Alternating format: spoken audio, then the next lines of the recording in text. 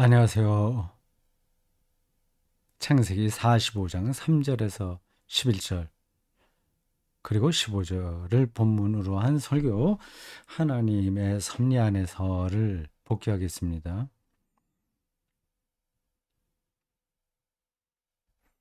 요셉 이야기입니다. 요셉 이야기를 제가 압축적으로 설명을 했는데 잘 전달이 되는지 모르겠습니다. 창세기 기자가 이 요셉 이야기를 굉장히 길게 합니다. 지나칠 정도로 자세하게 해요. 창세기에 나오는 족장들이 대표적으로 네 명입니다. 아브라함, 이삭, 야곱. 보통 이 세 사람을 할아버지, 아들, 손자 이렇게 얘기를 합니다. 1대, 2대, 3대 얘기합니다. 아브라함의 하나님, 이삭의 하나님, 야곱의 하나님. 그런 표현들이 정형화되어 있습니다. 이들이 사실은 뭐 할아버지, 아들, 손자 이런 관계는 아닙니다. 여러 족장 이야기들이 유대인들에게 전해져 내려왔는데 창세기 기자가 그 전승을 편집하면서 할아버지, 아들, 손자 이렇게 자리를 배치한 거죠. 이삭의 역할은 그렇게 크지 않습니다. 요셉은 야곱의 12아들의 하나에 불과하지만 창세기 기자가 다루는 분량은 아주 큽니다. 아브라함 못지않아요. 그리고 야곱도 대단히 드라마틱한 인생을 살았는데 요셉도 못지않습니다. 구약 인물 중에서 예수님과 이렇게 비견될 만한 인물을 찾는다면 요셉입니다. 요셉은 그 인간적인 약점이 거의 드러나지 않은 사람이에요. 그런 사람이 구약에는 별로 많지 않습니다. 다윗 같은 사람도 그렇게 위대하고 어, 심지어는 메시아가 다윗의 후손에서 온다고 할 정도로 높이 평가받은 인물이지만 성서 기자는 그에 대한 평가를 아주 정확하게 합니다. 약점이 많은 인간이었어요. 또 잘못도 많이 했습니다. 모세가 아주 뛰어난 영도자였지만 그에게도 인간적인 약점은 많았는데 요셉은 별로 그런 게 보이지 않습니다. 어렸을 때 꿈 이야기를 통해서 그 형제들을 기분 나쁘게 한 게 있는데 그리고 아버지 어머니마저도 당혹스럽게 한 적이 있지만 뭐 그런 이야기는 이 요셉이 좀 경솔하다 그런 뜻은 전혀 없어요. 그 나중에 그 애굽에 감옥에 들어가서 해몽하게 되는 그 사건을 미리 암시하는 거라서 그 어렸을 때 요셉의 꾼 꿈 이야기는 이렇게 그 요셉을 평가하는데 별로 중요하지 않습니다. 특별한 인물입니다.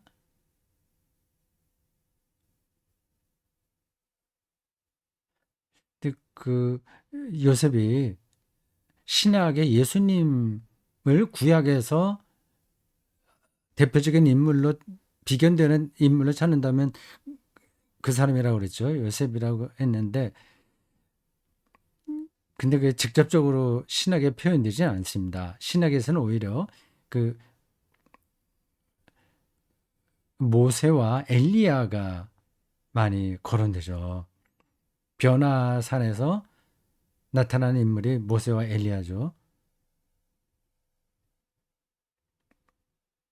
모세가 특별히 중요합니다. 그 예수님이 태어날 때 이야기하고 그 모세가 태어날 때 이야기가 좀 비슷한 점이 있어요. 뭐 그건 그렇게 지금 여기서 다룰 문제가 아니니까 지나가겠습니다. 요셉이라는 특별한 인물이 여기 오늘 설교의 주인공입니다.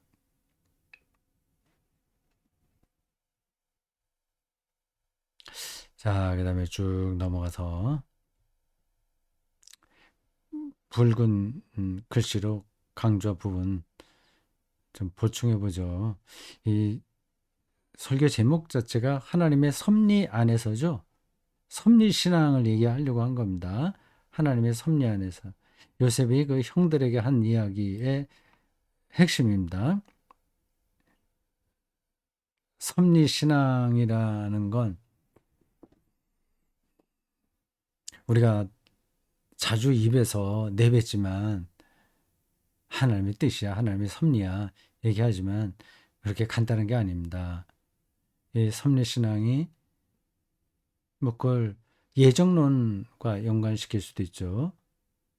근데 이 기독교 교리를 말할 때는 그게 어떻게 형성됐으며 그것의 개념이 뭔가를 알아야지 그건 낱말 뜻으로만 생각하면 오해의 가능성이 큽니다.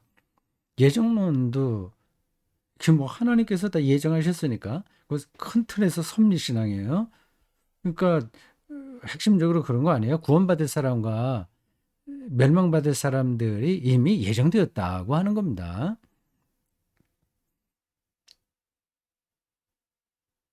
일종의 숙명론에 떨어지는 거죠. 그거를 미래 결정론, 뭐 역사 결정론이라고 제가 표현했습니다만은 결정론으로 보시면 안 됩니다. 하나님의 섭리가 우리의 예상을 뛰어넘기 때문에 우리가 그것을 예측할 수 없다는 점에서 섭리이고 예정인 거죠.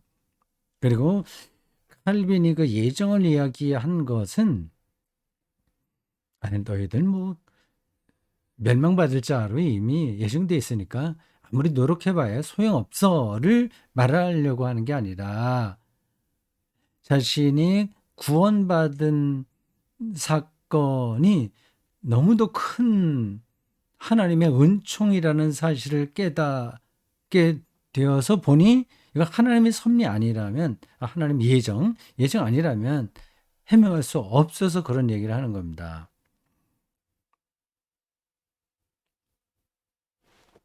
이 섭리신앙이 자칫하면 숙명론에 떨어질 수 있어요. 이건 조심해야 됩니다. 이게 무의식적으로 우리를 지배할 수도 있어요. 그런 게 우리나라의 사주 팔자 보는 거에서 어떻게 나타나는지를 잠깐 이야기했습니다.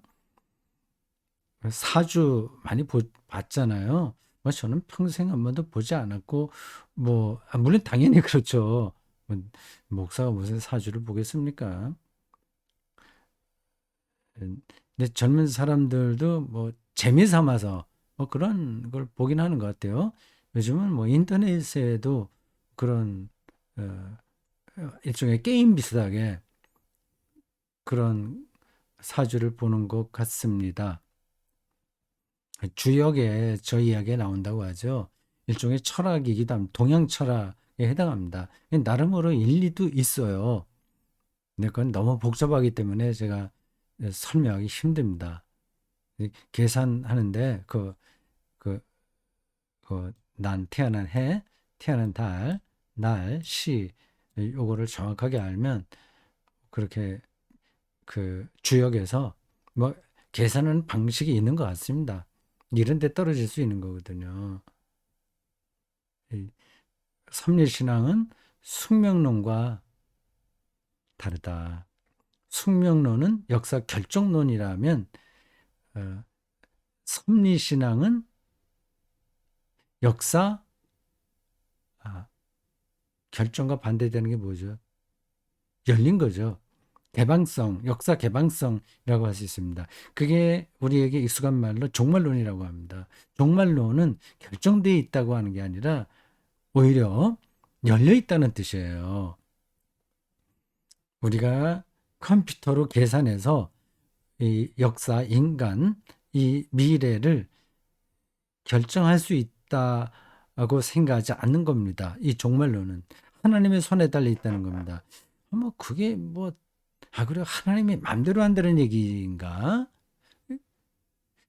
참 거기서 우리가 생각을 잘해야 됩니다. 하나님이 무슨 폭군처럼 자기 마음대로 한다는 게 아니에요.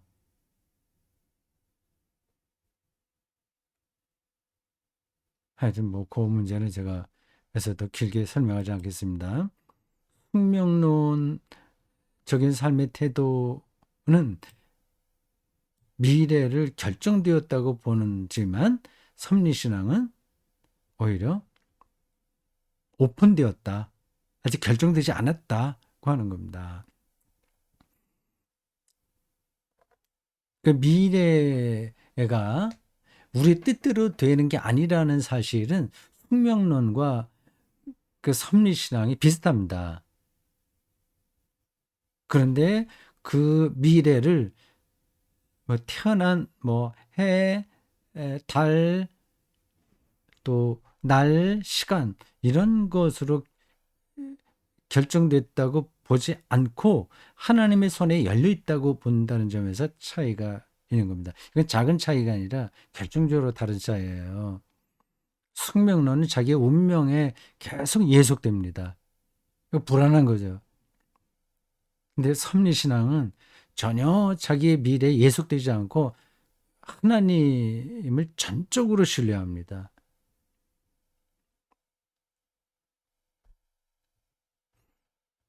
그 미래의 주인이 선하신 하나님이기 때문에 자기의 미래가 어떻게 될까를 걱정하지 않습니다. 제가 다른 때 이런 얘기를 한 것 같아요. 내가 죽은 다음에 바람이 되거나 뭐 바위돌이 된다고 하더라도 나는 뭐 신경 쓰지 않겠다. 두려워하지 않겠다. 왜냐하면 그 방식으로 하나님께서 나에게 최선의 길을 제공하신 거니까 라고 했습니다. 지금 저는 뭐 나무가 어떻게 사는지 우리가 대상으로 여기고 저 친구들 뭐 잎이 나고 뭐 어떻게 하고 그런 거 대충 알잖아요. 그들하고 우리가 완전히 삶이 다르지 생명 방식이 다르잖아요. 그래서 우리가 뛰어나다고 생각하지 않습니까? 물론 뛰어나긴 해요. 그러나 우리도 생명을 완전하게 사는 게 아닙니다. 지금 우리 중심으로 보기 때문에 우리 인간의 삶이 최선인 거예요. 이게 아니라 다른 시각으로 보면 인간의 삶이 최선이 아닐 수도 있는 겁니다. 이런 거는 뭐 그 소설가, 시인, 예술가들이 이미 뚫어본 바입니다. 영성가들도 다 그걸 뚫어본 바이고요. 자기의 미래가 어떻게 될까? 그거 걱정 안 해요. 내가 지옥 가면 어떻게 되지? 그거 걱정하지 않습니다. 우리는 계속 우리가 살아가면서 배웠던 그런 것에 고착화돼서 자기가 생각하고 있는 좋은 인생이 펼치지 못할까봐 두려워하는 겁니다. 그게 숙명주의예요. 섭리신앙은 하나님의 손에 우리의 미래가 달려 있다는 사실과 그 하나님이 선하신 분이라고 하는 사실을 믿습니다. 그걸 믿고 있으니 뭘 걱정하겠어요. 그러니까 자기 연민에 안 떨어지는 거죠. 자기를 생각하지 않은 겁니다. 역사의 주인을 생각하는 겁니다. 그게 뭐 어떻게 돼? 어떻게 그렇게 생각할 수 있어? 자기가 중요한 건데. 그거 당신 말하는 것, 그 말장난 같아. 이렇게 혹시 들리시나요? 뭐 그럴 수도 있겠죠. 그리고 현대에는 점점 더 자기에게 집중하라고 하지 않습니까? 자기를 긍정하라고 하지 않습니까? 자기 조금만 손해 보아도 못 견디지 않습니까? 이게 제가 자주 인용한 단어인 나르시시즘의 특성입니다. 그러니까 오늘 21세기는 큰 틀에서 보면 전체적으로 나르시시즘에 떨어져 있습니다. 이게 이걸 벗어나기가 쉽지 않아요. 이게 신화에 나온 이야기는 그건 인간의 속성입니다. 그거를 떼어내기 힘든 겁니다. 계속 그 물속에 비친 자기 얼굴을 보고 어, 황홀해서 결국 그 물속으로 뛰어들어서 죽었다. 그런 신화 아닙니까?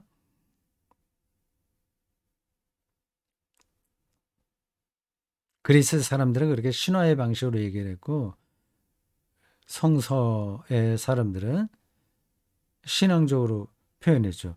뭐 신화적인 거하고 신앙적인 거하고 딱 구분할 수는 없는데 다른 방식으로 접근한 겁니다.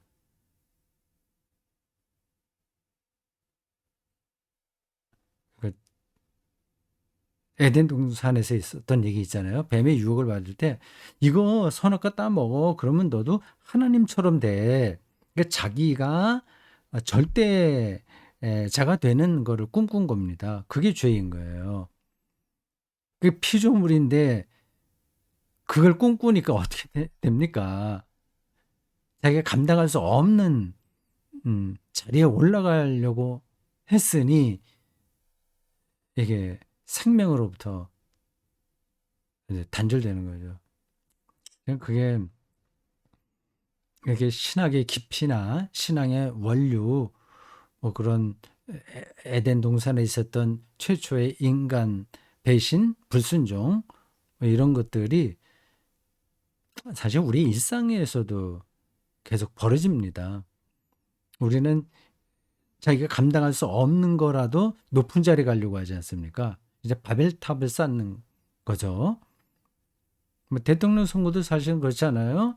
그 대통령 자리를 감당할 수 있는 사람이 세상에 몇 명이나 되겠어요. 그거는 그 지푸라기를 들고 불 속으로 들어가는 겁니다. 대통령이 된다는 거는 자기가 할 수 없는 짐을 지는 거예요. 그러니까 십자가를 지는 거죠. 그러니까 수도승과 같은 끊임없는 자기 성찰을 할 때만 겨우겨우 어떤 역할을 할 수 있고 그렇게 하더라도 그거는 힘든 문제인데 대개는 준비되지 않고 자기가 높은 자리에 올라가겠다는 그 욕망으로 그런 대통령 자리를 탐하고 있는 겁니다. 그러니까 불행한 거죠. 그러니까 본인만이 아니라 뭐 다른 사람들도 불행하죠. 아니 그거 왜 이렇게 정치 냉소주의처럼 말하냐? 아, 대통령이 똑바로 하는 사람 돼가고 세계를 좀 바꿔야지. 그래도 인간답게 살지 세상에 오지 않겠냐. 그리고 그런 좋은 대통령이 왔으니까 지금 이 정도나마 괜찮아지지 않았냐. 그런 얘기도 할 수 있어요. 뭐 꼭 그렇지 않습니다. 대통령이 없더라도 잘 되려면 잘 될 수 있고 대통령이 나와서 잘해도 안 될 수도 있습니다. 뭐 그건 그렇고 숙명주의, 숙명론에 떨어진 사람들은 계속 자기가 어떻게 될까 거기에 신경이 예민해 있는 겁니다. 그러니까 사주를 보는 거예요. 그래서 그게 나쁘면 이상한 방식으로라도 그거를 액땜하려고 여러 가지 무속적인 행위를 하는 거죠. 사실 실제로 그렇게 무속적인 행위를 하는 사람만이 아니라 뭐 아주 그 세속사회에서 합리적이고 이성적으로 산다는 사람들 삶의 실체로 들어가게 되면 그러한 무속적인 성격들은 많습니다. 그래서 사실 조금 더 근원적으로 들어가게 되면 그 무속의 대표자인 무당들이 있잖아요. 사람들은 상당히 생태적인 마인드 가 있어야 그 기능을 감당할 수 있는 겁니다. 그게 아니라 생태적인 게 아니라 인간 중심적인 대로 나가니까 이게 제대로 우리의 삶을 바른 쪽으로 끌어가지 못하는 거죠.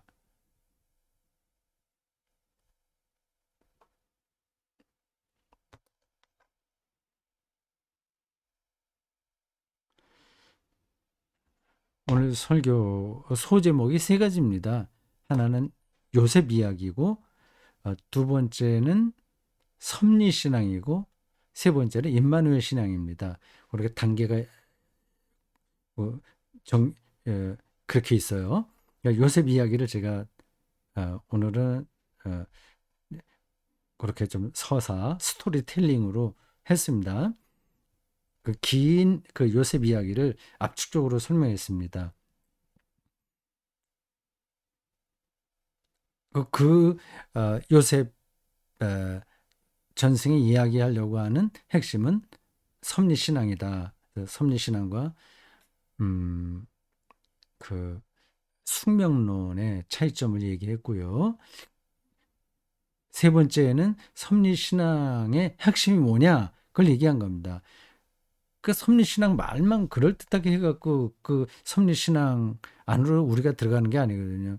뭐 하나님이 잘 인도하셨지 뭐 이렇게 그리고 하나님이 선하신 분이시지 이건 말은 그렇게 할 수 있는데 그건 실제로 느끼기는 쉽지 않은 거예요. 음, 그 핵심이 바로 임마누엘 신앙이라는 것을 요 세 번째 단락에서 전한 겁니다. 하나님이 함께 하신다는 사실을 일상에서 느껴야 어떤 상황에서나 이 하나님의 섭리라는 걸 알게 되는 거죠. 그 하나님이 함께 하신다는 사실을 우리가 어떻게 이해할 수 있느냐 하는 것을 좀 일상에서 구체적인 예를 두 가지 들었습니다. 하나는 이제 젊은 사람들의 문제, 당하는 어려움들, 하나님의 섭리, 또 하나님의 함께 하심을 느끼기 힘든 그런 상황을 젊은이들이 어떻게 대처하는가, 해야 되는가, 그런 걸 얘기했고, 또 늙은 사람들에 대한 이야기 두 가지를 나눴습니다. 젊은 사람들의 그 취업 문제를 얘기하면서 상대적 박탈감, 어, 뭐, 루저, 금수저, 흑수저, 뭐 그런 표현에서 나오는 어려움들인데, 생각을 바꾼다. 그러니까 하나님이 함께 하신다는 사실을 느낀다면, 그런 상대적 박탈감이 아무것도 아니다. 뭐 그걸 얘기한 겁니다. 그 예를 들어서 두 가지를 들었어요. 대보름달을 보면서 존재 신비를 경험할 줄 아는 사람이 되자. 그건 돈이 들어가는 게 아니잖아요. 연봉을 5천만 원 받아야 저 대보름달을 볼 수 있다거나 2천만 원 받으면 전혀 그런 그 기회가 없다고 말할 수는 없지 않습니까?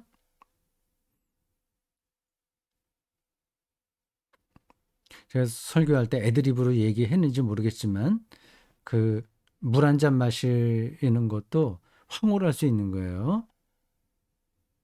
이건 뭐 좀 생각이 있는 사람들은 다 아는 건데 근데 다 알아도 일상에서는 별로 느끼지 못합니다. 얼마 전에 대보름이 지났잖아요. 네, 저 대보름 때 마당에 나가서 보름달 아래에서 좀 걸었고 그리고 그 다음 날인가는 이제 불놀이 그도 좀 하고 나무도 좀 태우면서 좀 있었습니다. 좀 춥긴 했어요. 근데 거기서 자기가 살아있다는 존재 신비라고 표현했는데 자기가 살아있다. 지금 여기 있다는 그 신비를 경험하는 겁니다. 황홀한 거죠. 그리고 지구를 처음 방문한 외계인의 심정으로 살아갈 수 있다면 그럼 이제 상대적 박탈감? 나는 연봉이 2천밖에 안 돼. 내가 사는 집은 전세야. 아이고, 이거 아이들 어떻게 키워? 그런 박탈감에 떨어질래요? 떨어질 수가 없습니다. 그리고 외계인 이야기는 제가 종종 했습니다. 우주에 이렇게 지구처럼 생명체가 살아있는 행성은 찾아보기 힘들어요. 물론 우주 물리학자들은 또 별이 많기 때문에 지구 같은 행성이 어딘가에 많이 있을 거다 말을 하지만 아직 발견하지 못했습니다. 그래서 설령 발견한다고 하더라도 거기까지 우리 인간은 가지를 못합니다. 뭐 웜홀 뭐 이런 걸 통해서 그 지름길이죠. 우주의 지름길. 그걸 통해서 간다고 하는데 그건 확실한 것도 아니고요. 빛의 속도로 빛의 속도로 날아서 수천 수만 광년 걸리는 거리를 인간이 우주선을 타고 어떻게 갑니까? 이거 불가능한 얘기예요. 뭐 그건 그렇고 그 지구에서 벌어지는 모든 생명 현상들이 정말 놀라운 겁니다. 그러면 상대적 박탈감을 느낄 틈이 없어요. 이러한 느낌 없이 우리가 어떻게 인간답게 살아갈 수 있을까요?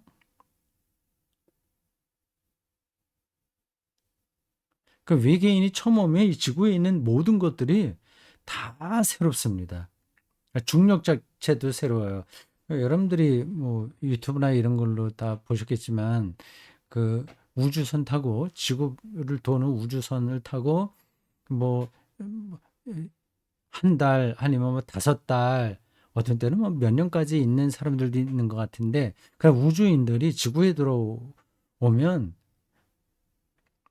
중력을 느끼는데 그래야 이제 인간답게 사는 걸 느끼는 거죠.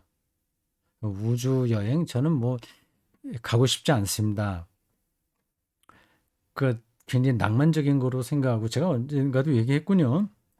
돈도 많이 들여서 갔다 온다고 하는데 뭐 이렇게 우주 여행이라고 해봤자 여러분들 아시죠? 우주는 날아갔다 오는 게 아니라니까요. 지구를 도는 겁니다, 그냥. 우리가 지금 여기서 달을 보듯이 그 우주선에서 달을 봐도 똑같습니다, 달은. 지구는 우리가 지구를 볼 수 없으니까 높이 비행기 타고 올라가면 약간 그런 걸 느낄 수 있죠. 근데 뭐 비행기 타고 올라가 봐야 뭐 한 7, 8km 올라가나요? 근데 우주선은 거의 뭐 100km 이상 올라갈 거래요. 그러니까 지구를 이렇게 멀리서 내다볼 수 있을 정도지 지구를 떠나는 게 아닙니다. 지구를 떠나면 돌아올 수도 없어요. 그건 거기 우주선 안에서의 삶은 정말 척박합니다. 뭐, 뭐 음식도 잘 먹기 힘들고 제대로 된 거. 그리고 또 변을 보더라도 그게 시원치도 않죠.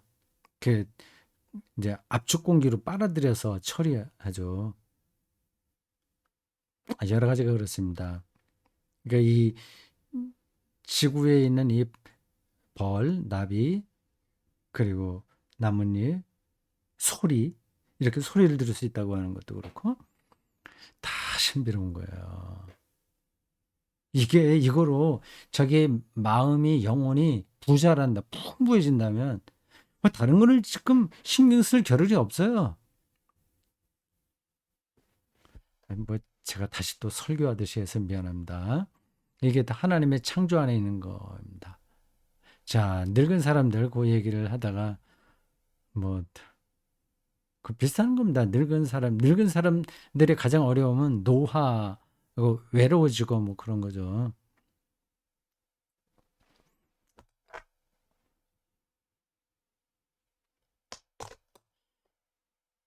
음, 노화, 죽음, 점점 친구들도 없어지고, 또 먹고 싶은 것도 없어지고, 뭐 축제, 파티 이런 거 없어지고, 여기저기 돌아다니고 싶은 마음도 없어지고, 젊었을 때 즐거워하던 그런 즐거움들이 다 축소되잖아요.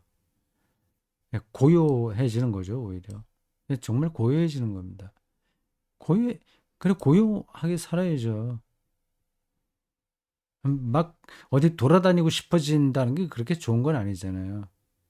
아, 이거 어떻게 심심해서 고요하게 가만히 있으면서 지내. 정말 재미없겠다. 그래서 생각하면 그건 착각입니다. 보세요. 아이들이, 아이들이 학교 갔다 와서 계속 우리가 어렸을 때 그런 것처럼 나돌아다니고 친구 만나고 막 그렇게 다니잖아요. 그렇게 다니면서 자기 아빠는 자기 방에 앉아서 책을 보고 있어요. 그럼 아이가, 아이고, 아빠 참 심심하겠다. 인생을 왜 저렇게 살지? 그렇게 말한다면 철이 없는 거잖아요. 우리가 어린아이처럼 천방지축으로 돌아다니면서 사는데, 뭐 그게 꼭 나쁘다는 뜻이 아니라는 걸 여러분들 아시겠죠? 그 절대적인 게 아니라는 사실만 말씀드리는 겁니다. 고요해지고 어둠이기도 하고 적막하죠. 근데 궁극적으로는 노화와 죽음은 영원한 안식입니다. 더 이상 내가 부끄러움도 당하지 않는 세계, 더 욕망하지 않아도 되는 세계, 내 돈이 없어도 더 불안해하지 않는 세상으로 들어가는 거잖아요.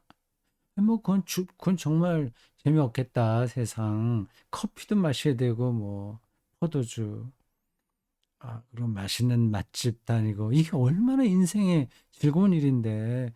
그리고 자식들 손자 손녀 뭐 다 귀여운 거 다 그런 게 다 없는 게 뭐 재미있겠나 생각하시죠? 그, 그 재미라고 하는 건 자기의 경험의 한계 안에 있는 겁니다.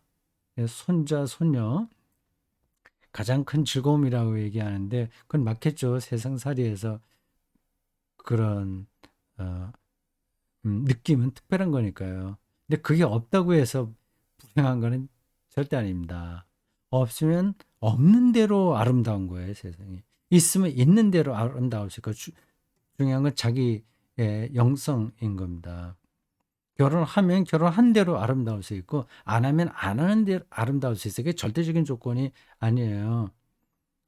그러니까 젊으면 젊은 대로, 늙으면 늙은 대로 그게 다 좋은 겁니다. 뭐 어떻게 그게 늙는데 좋다는 말이냐? 그건 제가 뭐 더 이상 설명하지 않겠습니다. 이 영원한 안식을 궁극, 궁극적으로 우리가 주어질 텐데, 지금 살아있는 동안에 우리가 붙들 수 있다면, 그럼 이제 다른 문제가 없게 되죠. 그럼 하나님이 함께 하신다는 증거로 그거를 삼는다면, 그럼 늘, 매 순간이 임마누엘인 거죠. 요 경지까지 우리가 나가야 됩니다. 그게 저절로 되는 게 아니에요. 이런 쪽으로 그리스도인들이 별로 노력하지 않습니다. 물론 어, 왜 나 그 영원한 안식 갈망하고 있지 생각할 수 있는데 물론 갈망하는 사람도 있어요. 그러나 그게 뭔지를 아예 인식하지도 못하는 그리스도인도 많습니다.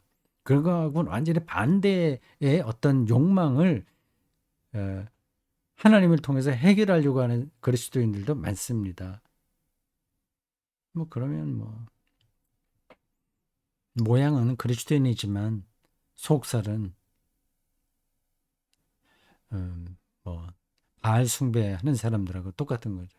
겉으로 교양이 있고 세련된 그리스도인이라고 하는 거하고 영혼한 안식을 정말 갈망한다는 거하고는 다른 문제예요.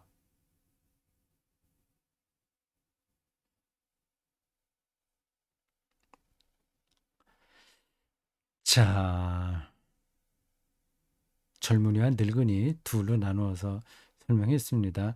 하도 인생 살기 힘들다 그러니까 그 힘든 이유가 뭐냐를 그냥 일상에서 제가 말씀드린 거예요. 이런 말을 할 때마다 아 그래 당신은 지금 뭐 그렇게 사는 게 답답하지 않으니까 그렇게 편안하게 말할 수 있지. 정말 답답한 인생살이라면 뭐 그렇게 말할 수 있나? 말할 수 있습니다. 그쪽으로 가야 됩니다. 그 걱정 없이 삶이 편안하다고 하는 게 별로 그렇게 절대적인 게 아니니까요. 준비가 되지 않으면 그래 편안하고 조건이 좋아도 여전히 복잡합니다.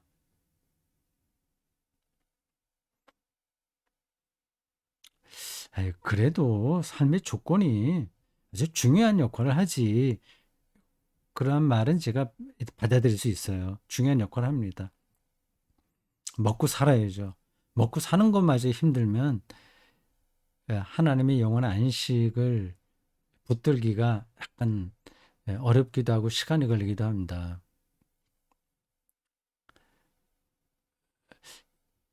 그래서 우리가 다 평범한 사람이니까 다 뛰어난 영성가가 아니니까 최소한도 그 문제, 먹고 사는 문제는 이 사회가 책임져 줘야 됩니다. 그런 사회를 만들도록 우리가 노력해야죠.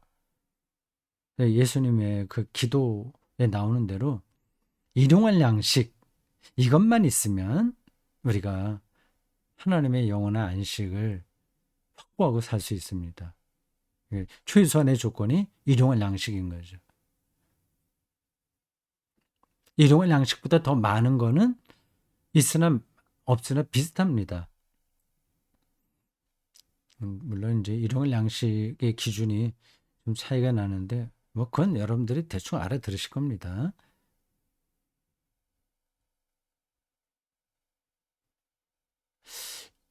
영적으로 새 삶을 바라보는 자세가 자기의 삶을 하나님의 섭리로 이해하는데 결정적인 요인이다. 그 사실을 말씀드렸어요. 그게 설교의 핵심입니다. 뭐, 그, 리얼한 삶, 화상이 아니라 실질적인 삶을 바라보는 것, 대면하는 능력이 영성이라고 그랬어요. 스피리추얼리티예요. 스피리추얼리티, 음, 그 얘기하면서 교육도 기본적으로 영성에 기초한다고 말씀드렸습니다.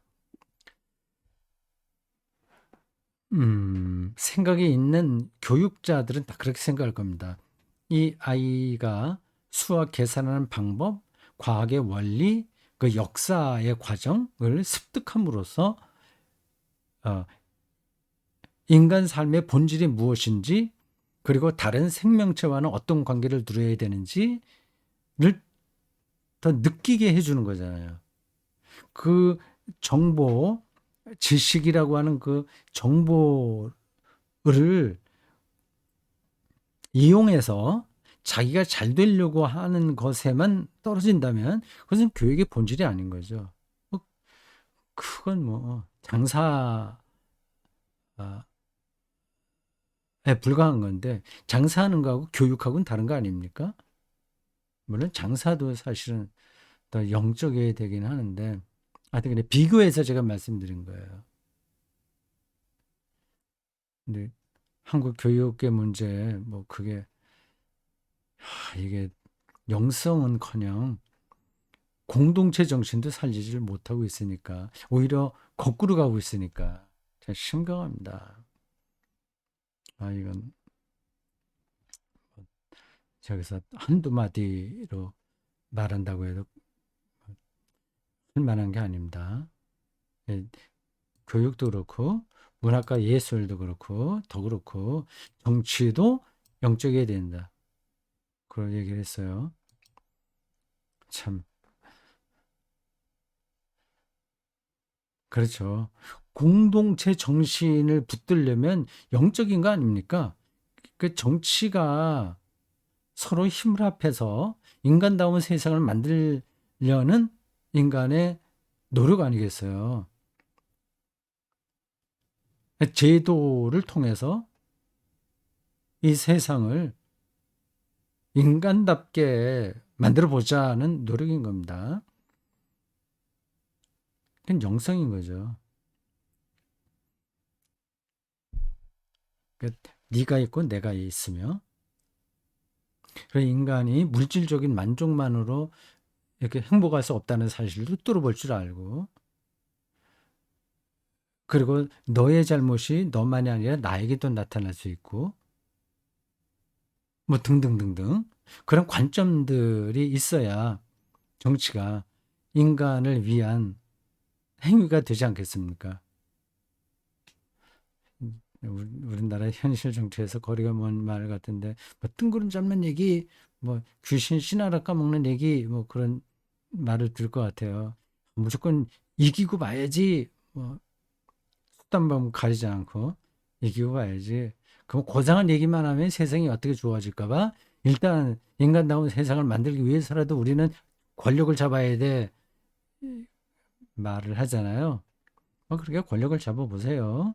거기서 또 문제가 벌어지죠. 자, 요 마지막 요 문장, 이건 늘 제가 설교자로서 화두로 삼고 있는 겁니다. 예수에게 일어난 어떤 사건, 예수 자체와 예수라는 인격체와 그에게서 일어난 어떤 사건이 임마누엘이다 하는 사실을 전하려고 매주 설교합니다.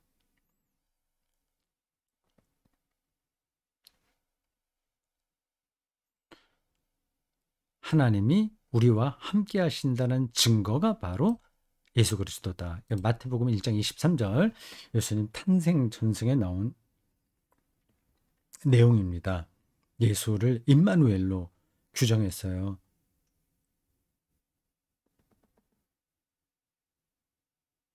그걸 뚫어볼 수 있는 사람은 행복한 겁니다. 뭐, 예수에게 가까이 가면, 그 예수에게 일어난 일을 잘 알면, 거기 하나님이 함께 하신다는 사실을 알게 되니까 다른 걱정을 안 하는 거죠. 신경 많이 안 쓰죠. 그러니까 예수를 더 알아가려고 노력하는 것 뿐입니다.